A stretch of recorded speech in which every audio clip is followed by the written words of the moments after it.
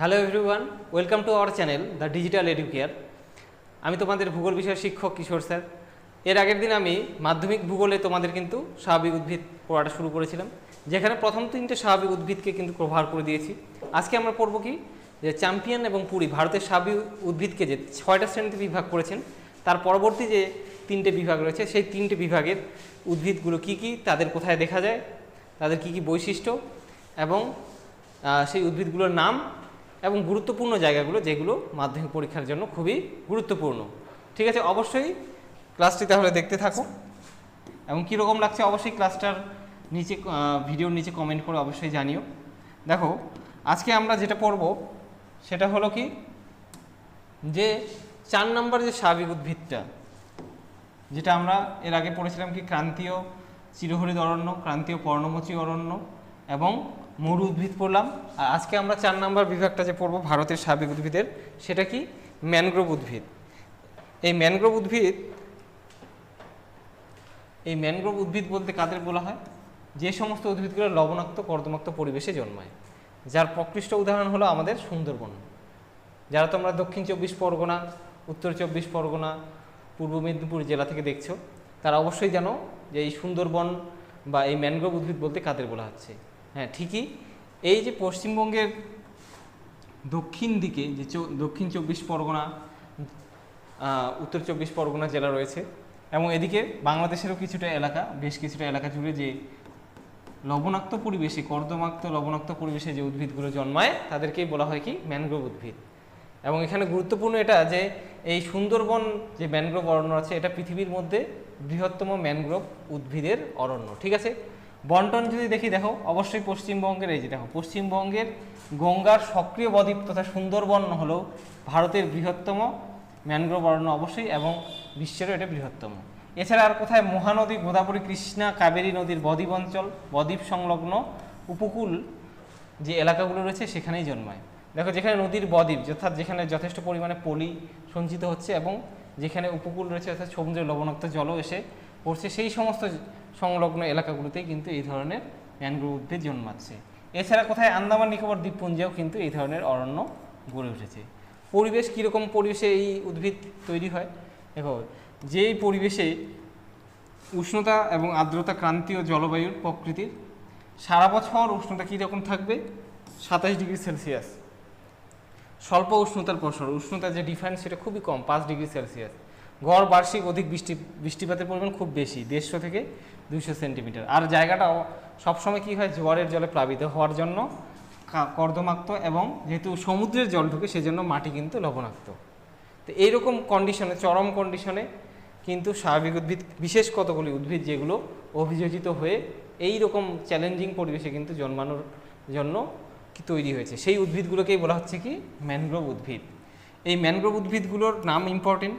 এই ম্যানগ্রোভ উদ্ভিদ বলতে কাদের কাদের বলা হয়? মূলত সুন্দরবনের নাম হয়েছে যে উদ্ভিদটা থেকে, সুন্দরী গাছ থেকে, সুন্দরী, গোরান, গেওয়া, কেয়া, হোগলা, গোলপাতা, কেওড়া এবং বোড়া, এই সমস্ত উদ্ভিদগুলো। দেখে এখানে একটা ম্যানগ্রোভ উদ্ভিদের ছবি আমি রেখেছি, দেখো। আর কোথায় কোথায় তাহলে দেখা যায়? সুন্দরবন, এই যে উড়িষ্যায় ভিতরকণিকা নামে জায়গাটা আছে, মহানদী আর অববাহিকায়, বদ্বীপ অঞ্চলে। তারপরে অন্ধ্রপ্রদেশ, তামিলনাড়ু, গোয়ার কাছে কিছুটা, গুজরাটে, ঠিক আছে। আর কোথায়? আন্দামান নিকোবর যে দ্বীপপুঞ্জ আছে, এর উপকূলের দিকেও কিন্তু এই ম্যানগ্রোভ উদ্ভিদ জন্মায়। ঠিক আছে, এখানে ইম্পর্টেন্ট কি, যে ম্যানগ্রোভ উদ্ভিদ কোথায় জন্মায়, এর উদ্ভিদগুলোর উদাহরণ এবং এই ম্যানগ্রোভ উদ্ভিদের বৈশিষ্ট্য খুবই গুরুত্বপূর্ণ। কিন্তু এই ম্যানগ্রোভ উদ্ভিদের বৈশিষ্ট্য তোমরা হয়তো জীবন বিজ্ঞানেও পড়েছে অনেকে। দেখো, এই উদ্ভিদগুলোর নাম তো বলেই দিলাম, ইম্পর্টেন্ট, তার সঙ্গে এর বৈশিষ্ট্য, এত চ্যালেঞ্জিং পরিবেশে কীভাবে এরা বেঁচে থাকে। দেখো, এই বৈশিষ্ট্যগুলোর মধ্যে 1 নম্বর পরে, এই উদ্ভিদগুলো কী হয়? চিরহরিৎ প্রকৃতির হয়। এরা সারা বছর এদের পাতা থাকে এবং পাতা সবুজ থাকে। 2 নম্বর কি? ঠেসমূল দেখা যায়, যেহেতু কাদাযুক্ত পরিবেশে জন্মায়। এই যে দেখো, ঠেসমূল, অসংখ্য মূল এর গা থেকে বের হয়, যেগুলো কি উদ্ভিদটাকে কাদার উপরে দাঁড়িয়ে থাকতে সাহায্য করে। যেহেতু মাটি কর্দমাক্ত, সেজন্য মাটির মধ্যে মূল কিন্তু বেশি গভীরে যেতে পারে না এবং গাছকে কিন্তু পর্যাপ্ত সাপোর্ট দিতে পারে না। এই জন্য গাছের গা থেকে অসংখ্য আবার কি সাপোর্টের জন্য অনেকগুলো মূল বের হয়, যেগুলোকে বলা হচ্ছে কি, ঠেসমূল। 3 নাম্বার, শ্বাসমূল দেখে যায় এই উদ্ভিদগুলোর, যেহেতু মাটিতে লবণের পরিমাণ বেশি এবং দিনে 2বার করে জোয়ারের জলে প্লাবিত হয়, এত কাদাযুক্ত মাটিতে কিন্তু অক্সিজেন বা বাতাস কিন্তু প্রবেশ করতে পারে না, যে কারণে সেই বাতাসের জন্য কিন্তু গাছ কী করে, তাদের কিছু মূল মাটি থেকে অভিকর্ষের বিপরীতে উপরের দিকে কিন্তু এই দেখো পাশে ছবিতে এইভাবে কিন্তু মাটির উপরে বের করে দেয়, যাতে মাটির উপর থেকে বাতাসের প্রয়োজনীয় যে উপাদানগুলো সেগুলো যেন সে সংগ্রহ করতে পারে। ঠিক আছে, এদের বলা হচ্ছে কি শ্বাসমূল। এই ধরনের গোটা এলাকাতে এরকম শ্বাসমূল দেখা যায়। 4 নম্বর বৈশিষ্ট্য দেখো, এটা খুবই ইন্টারেস্টিং, জোরায়ুস অঙ্কুরোদ্গম। এই যে উদ্ভিদগুলো, এই উদ্ভিদগুলোর যে চারা গাছ, এদের বংশবিস্তারের জন্য এদের যে মূল এদের বীজকেও কিন্তু বিশাল চ্যালেঞ্জের মুখে পড়তে হয়, কারণ এই কাদাযুক্ত পরিবেশে যদি বীজ পড়ে তাহলে সেই বীজটা কিন্তু অঙ্কুরিত হতে না পেরে বীজটা নষ্ট হবে, পচে যাবে। যে কারণে কি করে এই উদ্ভিদগুলো তাদের বীজটাকে মাটিতে পড়ার আগেই গাছে থাকা অবস্থাতেই অঙ্কুরিত করে দেয় এবং তার ফলে সহজেই কাদাযুক্ত পরিবেশে সেটা প্রথিত হয়ে সেখান থেকে সুন্দর করে গাছ কিন্তু জন্মায়। 5 নম্বর এর কি দেখা যায়, অধিমূল দেখা যায়। বেশ কিছু উদ্ভিদ আছে যাদের কাণ্ডের নিম্নাংশ থেকে চ্যাপ্টা তক্তার মতো অস্থানিক মূল বের হয়, যেগুলোকে অধিমূল বলা হচ্ছে। এগুলো কি করে, এগুলো গাছটাকে সাপোর্ট দেয় যাতে গাছটা পড়ে না যায়। ঠিক আছে, এদের বলা হয় অধিমূল। তাহলে সুন্দরবন অঞ্চলের উদ্ভিদের বৈশিষ্ট্য কি কি, যে এগুলো প্রধান 3টা বৈশিষ্ট্য হলো ঠেসমূল, শ্বাসমূল, জোরায়ুজ অঙ্কুরোদ্গম এবং অধিমূল দেখা যায়। বেশ, এবারে স্বাভাবিক উদ্ভিদের থেকে যে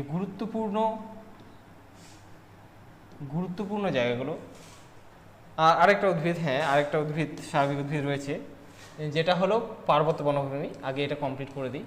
এই পার্বত্য উদ্ভিদ যেগুলো, এই পার্বত্য উদ্ভিদ বলতে ভারতের উত্তর দিকে যে হিমালয় পার্বত্য অঞ্চল আছে সেখানে যে সমস্ত উদ্ভিদ জন্মাচ্ছে, এই পাহাড়ি এলাকায় যে উদ্ভিদগুলো জন্মায়, দেখো ভারতের উত্তর প্রান্তে অরুণাচল প্রদেশ, মিজোরাম, মণিপুর, নাগাল্যান্ড, সিকিম, উত্তরাখণ্ড, হিমাচল প্রদেশ, জম্মু কাশ্মীর, লাদাখের পূর্ব এবং পশ্চিম হিমালয়ের বিভিন্ন উচ্চতায় ও বৃষ্টিপাতের তারতম্যে বিভিন্ন ধরনের উদ্ভিদ জন্মায়, যেগুলো মূলত উচ্চতা অনুসারে কিন্তু আলাদা আলাদাভাবে জন্মায়। ঠিক আছে, পাহাড়ি এলাকায় এদের বলা হচ্ছে কি পার্বত্য উদ্ভিদ।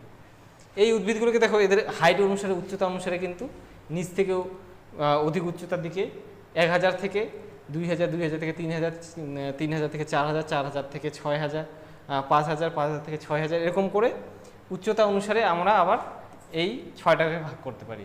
দেখো নিচের দিকে যেদিকে উচ্চতা কম হিমালয়ের, সেই সমস্ত এলাকায় কি শাল, সেগুন, শিশু গাছ এবং গর্জন গাছ দেখা যায়। খানিকটা উঁচুতে 2000 থেকে 3000 মিটার উচ্চতায় কি হয়, পাইন গাছের অরণ্য দেখা যায়, যেগুলো মূলত সরলবর্গীয় প্রকৃতির এবং গাছগুলো দেখতে কীরকম হয়, দেবদারু গাছ তোমরা সবাই দেখেছো, যেটা মোচা আকৃতির হয়ে থাকে। ঠিক আছে, এই ধরনের উদ্ভিদ কিন্তু এখানে জন্মায়।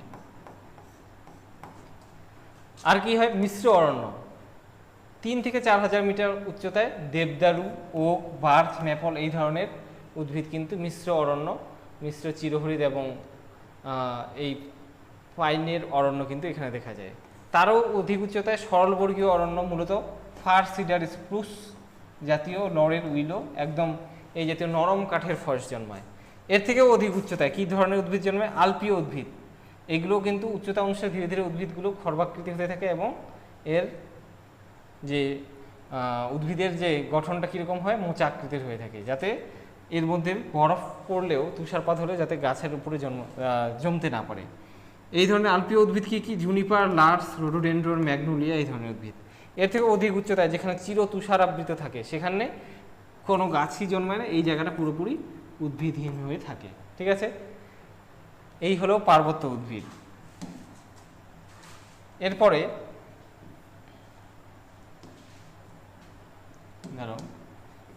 দেখো, এরপরে এই স্বাভাবিক উদ্ভিদ থেকে যে গুরুত্বপূর্ণ অংশটা রয়েছে সেটা কি, দেখো স্বাভাবিক উদ্ভিদ এখানে গুরুত্বপূর্ণ বিষয় হলো কতগুলো ওয়ান লাইনার। দেখো, ভারত তথা বিশ্বের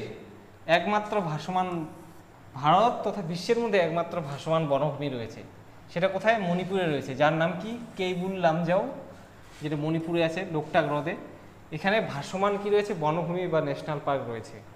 2 নম্বর, তারপরে ইম্পর্টেন্ট এখানে ওয়ান লাইন কি, এবং ভারতে বন মহোৎসব প্রথম পালন করেন কে? কানাইলাল মানিকলাল মুন্সি। ভারতে জাতীয় বন নীতি ন্যাশনাল ফরেস্ট পলিসি শুরু হয় কত সালে? 1952। অরণ্য গবেষণা কেন্দ্র, এটাও খুবই ইম্পর্টেন্ট, পরীক্ষায় মাধ্যমিক পরীক্ষায় অনেকবার এসেছে। ভারতের অরণ্য গবেষণা কেন্দ্র কোথায় রয়েছে? দেরাদুন, উত্তরাখণ্ডের দেরাদুনে রয়েছে। শতকরা অরণ্যের পরিমাণে ভারতের মধ্যে কোন রাজ্য প্রথম? এই প্রশ্নটাও অনেকবার এসেছে, এটা অনেক চাকরির পরীক্ষাতেও থাকে এই প্রশ্নটা। শতকরা অরণ্যের পরিমাণে ভারতে মিজোরাম হলো প্রথম। 2 নাম্বার, তারপরের নাম্বার মোট অরণ্যের পরিমাণে। এবার টোটাল, এটা হলো এরিয়ার হিসেবে পার্সেন্টেজ, অর্থাৎ মণিপুর রাজ্যটাও ছোট, সেই রাজ্যটার যে আয়তন তাকে 100% ধরলে তার মধ্যে বেশিরভাগই কি ফরেস্ট রয়েছে, এই জন্য পার্সেন্টেজে মণিপুর প্রথম। কিন্তু টোটাল ক্ষেত্র মানে যদি আমরা হিসাব করি যে কত বর্গ কিলোমিটার জুড়ে ফরেস্ট রয়েছে, সেই ক্ষেত্র মানে কিন্তু ভারতের মধ্যে প্রথম কে? হরিয়ানা, মোট অরণ্যের পরিমাণে। এখানে আরও একটা মাধ্যমিকে আসা প্রশ্ন, দেখো ভারতের কোথায় কোন অরণ্যে সিংহ দেখা যায়? উত্তর হবে কি গুজরাটের গির অরণ্যে বা গিরনার অরণ্যে কিন্তু সিংহ দেখা যায়। এই ফরেস্টটাতে মূলত সিংহকে কি করা হয়? সংরক্ষণ করা হয়। সিংহের জন্যই এই ফরেস্টটাকে সংরক্ষিত বলে ঘোষণা করা হয়েছে। ম্যানগ্রোভ অরণ্য, ম্যানগ্রোভ অরণ্য পরিমাণে বা গোটা পৃথিবীর মধ্যে প্রথম কি? পশ্চিমবঙ্গ, আমাদের পশ্চিমবঙ্গের সুন্দরবন অরণ্য। ঠিক আছে, এরপরে স্বাভাবিক উদ্ভিদ থেকে আরও দুটো গুরুত্বপূর্ণ 2 নম্বরের প্রশ্ন থেকে যায়। সেই দুটো গুরুত্বপূর্ণ প্রশ্ন কি? যে সামাজিক বনসৃজন বলে যে বন তৈরি করার যে কর্মসূচি, এই সামাজিক বনসৃজন কিন্তু বহুবার পরীক্ষায় এসেছে। সামাজিক বনসৃজন কি, এর বৈশিষ্ট্য, কোথায় সামাজিক বনসৃজন করা হয়, এর কি কি এর মধ্যে সামাজিক বনসৃজনের জন্য কি কি গাছকে সিলেক্ট করা হয়, কোন ধরনের উদ্ভিদকে রোপণ করা হয়, আর কি উদ্দেশ্য নিয়ে বা লক্ষ্য বা উদ্দেশ্যই কি, কেন সামাজিক বনসৃজন প্রকল্পটা চালু হলো। দেখো অরণ্যের পরিমাণ ভারতে মারাত্মকভাবে কমে যাচ্ছে, সেজন্য ফরেস্ট তৈরি করার জন্য কি করলো? অরণ্য সীমানার বাইরে যে সমস্ত জায়গায় ফরেস্ট আছে তার বাইরে আমাদের চারিদিকে এরকম অনেক জায়গা থাকে যেটা পতিত পড়ে থাকে, পরিত্যক্ত জায়গা থাকে, যেখানে কোনো রকম চাষবাস হয় না, কোনো রকম নির্মাণ কাজও হয় না, কেউ যায়ই না ওই জায়গাগুলোতে সচরাচর। সেই সমস্ত জমিতে কি করা যায়? স্থানীয়ভাবে স্বায়ত্তশাসিত সংস্থা বা স্বেচ্ছাসেবী সংগঠন, এনজিও এবং গ্রামীণ জনসাধারণ, সেই এলাকার যে লোক, তাদের সঙ্গে মিলিতভাবে যৌথভাবে কি করা হয়? এককভাবে সেখানে কতগুলো গাছ বা বৃক্ষরোপণ করে বনভূমি তৈরি করার প্রচেষ্টা করা হয়। একেই বলা হচ্ছে কি? সামাজিক বনসৃজন বা সোশ্যাল ফরেস্ট্রি। এবার দেখো এর স্থানগুলোকে যদি দেখি তাহলে তোমরা বুঝতে পারবে কোথায়।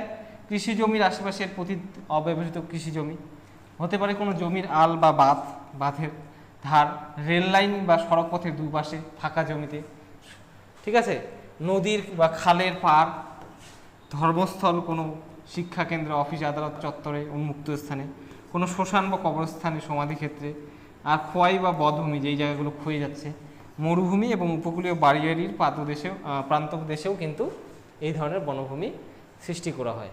এক্ষেত্রে কি করে? এক্ষেত্রে ফরেস্ট ডিপার্টমেন্ট এবং সেখানকার এলাকার যে স্থানীয় মানুষ, তাদের মিলিত সহযোগিতায় গাছগুলোকে বড় করা হয়। ঠিক আছে, এবং সেই দেখভালের দায়িত্বটা কিন্তু সেই এলাকার যে গ্রামবাসীরা আছে তাদের উপরেই থাকে। লক্ষ্য বা উদ্দেশ্য কি? পতিত জমিতে বনভূমি সৃষ্টি করা, তারপরে উপকূল সৃজন করে বনভূমি সৃষ্টি করা, আদি বনভূমি সংরক্ষণ করা, অব্যবহৃত অনুর্বর যে জমি আছে তাদেরকে উদ্ধার করা, এবং নানা উপজাতি যে আছে গরিব মানুষরা, তাদের যাতে জ্বালানির কাঠ, ফলমূল, পাতা এবং নানা উপজাত দ্রব্য, পশু খাদ্যের যাতে যোগান ঠিক থাকে, সেই জন্য এই ধরনের বনভূমি সামাজিক বনসৃজন প্রকল্প কিন্তু নেওয়া হয়। এছাড়া গরিব ও ক্ষুদ্র প্রান্তিক চাষি, ক্ষেতমজুর, ভূমিহীন মানুষ কর্মসংস্থান, তাদের আয় এবং উন্নয়নমূলক পরিকল্পনার জন্যও কিন্তু এই ধরনের সামাজিক বনসৃজন প্রকল্প নেওয়া হয়। এটা কিন্তু খুব ইম্পর্টেন্ট তোমাদের মাধ্যমিক পরীক্ষার জন্য। এবার এখানেই সামাজিক বনসৃজনের পাশাপাশি আরেক ধরনের বনসৃজন হয়, যেটা হলো কৃষি বনসৃজন। যারা কৃষক রয়েছেন তারা কি করতে পারে? তারা তাদের যে জমি আছে, নিজের অধিকারভুক্ত কৃষি জমি যে আছে বা পতিত জমি যে আছে, সেখানে কৃষিকাজের সঙ্গে সঙ্গে কি করতে পারে? কাঠের জন্য, সবুজ সারের জন্য ভেষজ দ্রব্য এবং ফলমূল আহরণের জন্য বৃক্ষরোপণ করতে পারে বা করার প্রকল্প দেওয়া হয়, সরকারিভাবে তাদের উৎসাহ দেওয়া হয়। এই যে পদ্ধতিতে কৃষিকাজের পাশাপাশি কৃষি জমির সাইড দিয়ে যে ফরেস্ট তৈরি করা বা কৃষি জমির আলের মধ্যে বৃক্ষরোপণ করা, প্রতি জমিতে বৃক্ষরোপণ করে যে বনভূমি সৃষ্টি করার যে প্রচেষ্টা, তাকে বলা হয় কি কৃষি বনসৃজন বা অ্যাগ্রো ফরেস্ট্রি। উদ্দেশ্য কি, কেন এই প্রকল্পটা নেওয়া হয়? ব্যক্তিগত কিছু উদ্দেশ্য রয়েছে। দেখো, ব্যক্তিগতভাবে কর্মসংস্থান হবে, কৃষকের আয় বৃদ্ধি হবে এবং জীবনযাত্রার মান উন্নয়ন হবে। এছাড়া এই বনভূমিগুলো থেকে কি হবে, তাহলে কৃষক পরিবারের জ্বালানি কাঠের যোগান নিশ্চিত হয়, গৃহস্থালী যে তাদের ফ্যামিলির যে মেম্বার্স আছে তাদের শাকসবজির যোগান, বিভিন্ন ফলমূলের গাছ হবে তাদের সেখান থেকে ফলের যোগান, এগুলো কিন্তু সম্ভব হয়। এছাড়া কি সেই গাছের পাতাগুলো দিয়ে জৈব সার উৎপাদন করা সম্ভব হয় এবং গৃহপালিত পশুর জন্য খাদ্য সরবরাহ করা যায়। এছাড়া অনেক ধরনের ভেষজ উদ্ভিদের চাষ করে সেই গাছেরা কিন্তু বিক্রিও করা যায়। পরিবেশগত উদ্দেশ্য কি, অব্যবহৃত পতিত জমি যে আছে তাকে উদ্ধার করা এবং বনভূমির পরিমাণ বাড়ানো। আর 3 নাম্বার, এর মাধ্যমে কি করা যাবে, এরকম করে বৃক্ষরোপণ করলে ভূমিক্ষয়ও নিবারণ করা যাবে। কোথায় কোথায় এই ধরনের বনভূমি বা ফরেস্ট্রি করা হয়ে থাকে? দেখো, জমির আল বা বাত, এখানে কি ধরনের সুবাবুল, ইউক্যালিপটাস, সোনাঝুরি গাছ, আকাশমণি গাছ রোপণ করা হয়। পতিত জমিতে কি নিম, কদম, শাল, শিশু, মেহগনি গাছ লাগানো হয়। যে বাগান, চা বাগান যদি থাকে, কলা বাগান যদি থাকে, তাহলে তার মাঝে কি কি কলা, লেবু, ফুল, কাঁঠাল, আম, জাম, নারকেল, এগুলো গাছ। বাড়ির মধ্যে যদি ফাঁকা স্থান থাকে সেখানে সুপারি, শিশু, আকাশমণি গাছ। পুকুরের পাড় দিয়ে নারকেল গাছ, তাল গাছ, সুপারি গাছ, চালতা গাছ। এবং বাড়ির উঠানে, দেখো সবার বাড়িতে উঠানে তুলসী গাছ তো থাকেই, তার পাশাপাশি কী করা যায়, বাসক, নয়নতারা, কালো মেঘ, এরকম ভেষজ উদ্ভিদেরও রোপণ করা যায়। এই যে রোপণ করার যে পদ্ধতি, এটাই হলো কি কৃষি বনসৃজন, অর্থাৎ কৃষিকাজের পাশাপাশি বনভূমি সৃষ্টি করে মোট বনভূমির যে পরিমাণ সেটাকে বাড়ানো। ঠিক আছে, তো এই হলো তোমাদের গুরুত্বপূর্ণ জায়গাগুলো। ঠিক আছে, ফরেস্ট্রি বা তোমাদের স্বাভাবিক উদ্ভিদ বা ভারতের ন্যাচারাল যে ভেজিটেশন আছে সেখান থেকে ইম্পর্টেন্ট জায়গাগুলো কি কি, এই 2 নম্বরের প্রশ্ন। তার সঙ্গে সঙ্গে কোথায় কোথায় কী ধরনের স্বাভাবিক উদ্ভিদ জন্মাচ্ছে, তার নাম, তাদের বৈশিষ্ট্য, এবং এই যে 1 নম্বরের 1 লাইনেরগুলো, এগুলোই তোমাদের মাধ্যমিক পরীক্ষার জন্য খুবই গুরুত্বপূর্ণ। তো ঠিক আছে, আজকের ক্লাসটা কিন্তু এখানেই সমাপ্ত হচ্ছে। তো দেখা হচ্ছে পরবর্তী ভিডিওতে। ততদিন পর্যন্ত সবাই ভালো থাকবে, সুস্থ থাকবে। আর আরেকটা বিষয়, অবশ্যই ক্লাসগুলো কেমন লাগছে তোমরা কমেন্টে জানাচ্ছ না, অবশ্যই কমেন্ট করে জানাও। তোমাদের কোনো রিকোয়ারমেন্টস থাকলে অবশ্যই জানাও এবং অবশ্যই ক্লাসগুলোকে তোমাদের বন্ধু বান্ধবীদের মধ্যে শেয়ার করো, লাইক, সাবস্ক্রাইব অবশ্যই করো। ঠিক আছে, তো দেখা হচ্ছে পরবর্তী ভিডিওতে। ততক্ষণ পর্যন্ত ধন্যবাদ সবাইকে।